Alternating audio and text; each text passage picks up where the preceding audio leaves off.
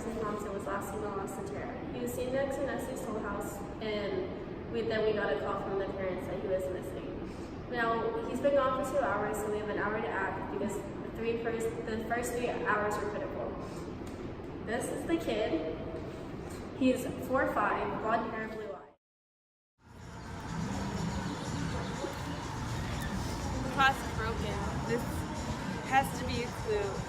This crime was motivated by rage.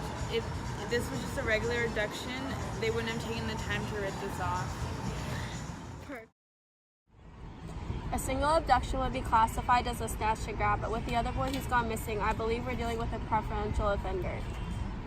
All of his victims have something in common, so he obviously knows what he's looking for. He feels safe in Austin Terra, and we need to look for someone. Looking at this case file, I can sum up a few things.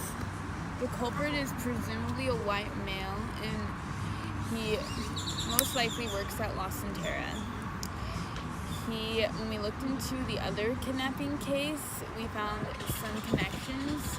He probably has marital problems and has lost a kid, and he is looking for a certain type. I saw that you weren't wearing a wedding ring. No, I'm freshly divorced. What happened? Things just didn't work out between me and my life. We were on totally different pages. Do y'all have any kids together? We had one. Was it biologically yours? Yes. You said you had a kid. Did something happen? He was abducted about 6 months ago. He was abducted about 6 months ago. He was playing in the front yard, and I went inside for a minute, and then I came back out and he was gone. How'd you feel after that? Devastated. Do you know who did it? Did y'all ever find him? No, it still hasn't been caught.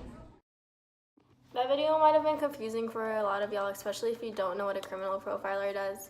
Those are just some of the things a criminal profiler would do. It was a lot of jumping around, but had a lot to fit into a small amount of time. A profiler at the scene would be trying to answer a lot of different questions. They'd be answering what was the intent behind the crime? What was the MO?